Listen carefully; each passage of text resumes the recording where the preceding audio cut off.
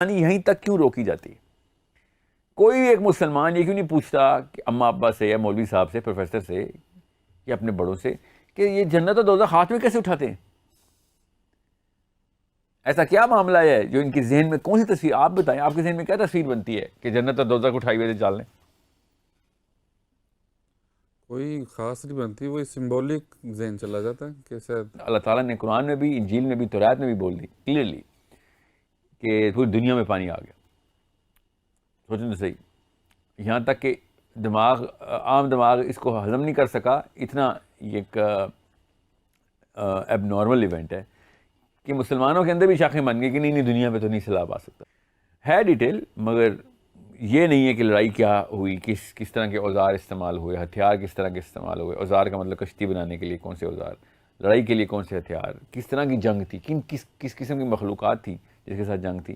اس کا تذکرہ ایتھیوپینز نے کیا ہے بڑی تفصیل سے. ایتھیوپین بائبل کے اندر ہے. Ethiopian Bible is the number 3 biggest sect in Christianity. اسلام میں یہ والا سارے کے سارے معاملات اس لٹریچر میں اس طرح نہیں آئے. حدیث نے ڈائریکٹلی اشارے کیے ہیں تاکہ ہمیں پتہ چل سکے کہ ہم پڑھیں اس کو. مگر یہ ایک حدیث بڑی کلیئر ہے کہ نوح علیہ السلام سے لے کے آج تک کوئی ایسا نبی نہیں گزرا جس نے دجال کی وارننگ نہ دی. اب بات یاد رکھیے گا، اصلی کہانی آپ نے سورہ کہف کی پوچھی بھی ہے، اور سورہ کہف کا بیک ڈراپ میں آپ کو بتا رہا ہوں کہ تورات نے بھی بتا دیا جو کہ یہودیوں کی کتاب ہے، اور انجیل نے بھی بتا دیا کہ نوح علیہ السلام اور آخری دور ایگزیکٹ سیم ہونا ضروری ہے. یہاں تک کہ بشارتیں دی ہیں تورات نے کہ نوح علیہ السلام کے جو فالورز ہوں گے، جو کہ بنی اسرائیل نہیں ہوں گے، بنی اسرائیل کے علاوہ جو قوم بچ جائے گی وہ نوح علیہ السلام، نوائٹس بولتے ہیں اس کو، نوح علیہ السلام کی امت کے لوگ ہیں کہ جو بھی حق کے اوپر ہیں، اللہ کی وحدانیت توحید کے اوپر ہیں، اور نوح علیہ السلام کی ڈسینڈنٹس میں سے ہیں. اب انہوں نے 2-3 اور نشانیاں کوالیفیکیشن رکھی ہوئی ہے، مقصد یہ نہیں ہے بات کا، اس لیے میں تفصیل میں نہیں جا رہا. مگر انہوں نے جب ایک بریکٹ بنانی تھی یہود کے علاوہ تو انہوں نے ان کو بھی ویٹو دے دیا. نوائٹس بولتے ہیں اس کو، نوح سے نوائٹس. اب یہ بات ضروری ہے، یہ سوچی جائے. میں اس طرح تفصیل سے تو نہیں بتاؤں گا، نہ ہی ٹائم ہے اتنا، مگر اتنی کلیئر انڈیکیشن بتا دیتا ہوں کہ نوح علیہ السلام کی لڑائی صرف انسانوں سے نہیں تھی، دنیا پہ ہی تھی مگر صرف انسانوں سے نہیں تھی. نوح علیہ السلام کے ٹائم کے اوپر جو کچھ معجزاتی قسم کے معاملات ہوئے ہیں، جس کے بیسک کامن سینس کے خلاف باتیں ہماری انسانی عقل میں سما ہی نہیں سکتی، مگر اللہ تعالیٰ نے قرآن میں بھی، انجیل میں بھی، تورات میں بھی بول دی کلیئرلی کہ پوری دنیا میں پانی آ گیا.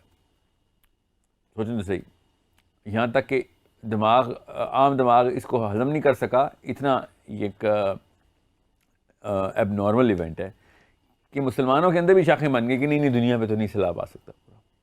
حالانکہ تورات تفصیل بتا رہی ہے دنیا پہ سیلاب کی، ایتھیوپین بائبل، انجیل ساری. پھر اللہ تعالیٰ نے بھی سیلاب کی بات کی. اور دوسرا واقعہ جو بہت بڑا ہوا کہ نوح علیہ السلام نے سارے جانور اکٹھے کر لیے، ایک ایک جوڑا. یہ تو ہمیں پتہ ہے، اس بات کا سنا ہے آپ نے نا. آپ خود سوچیں کہ ایسی دنیا کی کون سی کشتی ہے جس میں دنیا کے جانور اکٹھے ہو سکتے ہیں؟ ہماری کامن سینس کے خلاف بات ہے. سو یا تو کشتی بہت ہی بڑی ہے، یا پھر دنیا کے سارے جانور اکٹھے نہیں ہوئے، یا پھر یہ دونوں تو ہوئے ہیں مگر وہ طریقہ کار بالکل فرق ہے. جس طریقہ کار سے ہم نے اگر جانور اکٹھے کرنے ہو تو اب جانور اکٹھے کرنے کا تو قرآن کی ڈائریکٹ آیت ہے، اس پہ تو ڈینائی نہیں ہو سکتا.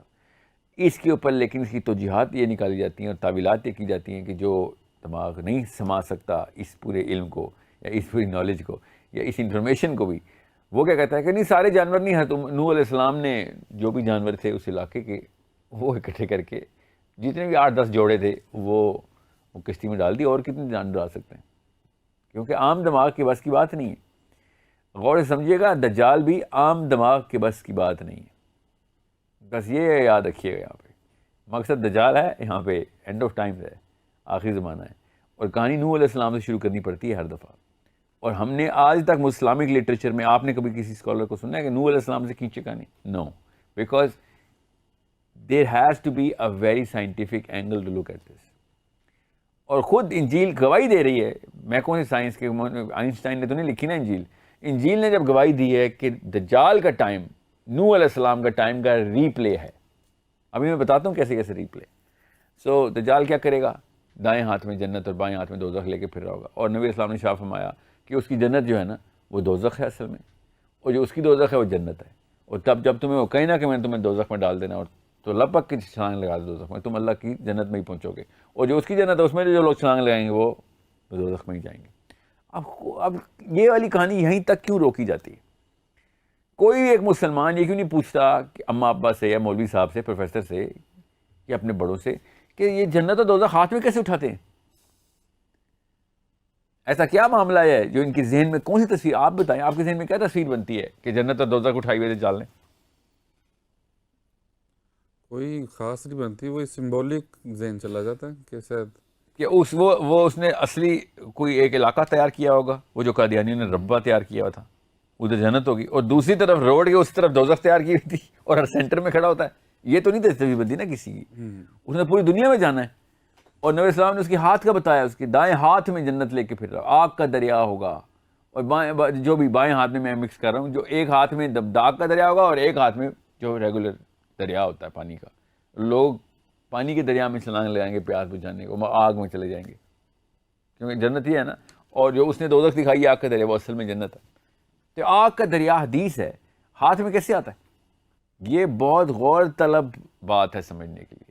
سمجھ لیں یہ سمبل ہے، تو پھر ہمیں دنیا میں کوئی جگہ پر الاٹ کرنی پڑے گی نا دوزخ اور جنت کے لیے، کہ یہ تو دجال کے لیے تو سمبل تھا، مگر اس نے دنیا میں کوئی بنائی تھی جگہ، تو سمبولک تو نہیں ہو سکتا ہے، کہیں نہ کہیں تو اس کو بنانی پڑے گی جنت اور دوزخ۔ اب اصل میں بھی وہ دائیں ہاتھ میں جنت اور بائیں ہاتھ میں دوزخ لے کے پھر رہا ہے۔ یہ اس لیے میں آپ کو بتا رہا ہوں، نوح علیہ السلام نے پوری دنیا کے جانور اکٹھے کیے ہیں، اور نوح علیہ السلام کے اوپر بہت ضروری ہے کہ آپ کو پتہ ہو کہ دیر سم تھنگ ایلس، ایک اور واقعہ ہے جو کہ قرآن میں لکھا ہوا ہے، جو کہ مسلمان ڈسکشن میں نہیں لے کے آتے۔ اب میں وہ آپ سے پوچھتا ہوں، آپ کے سامنے ٹیسٹنگ ہو جائے گی، اور مسلمان کا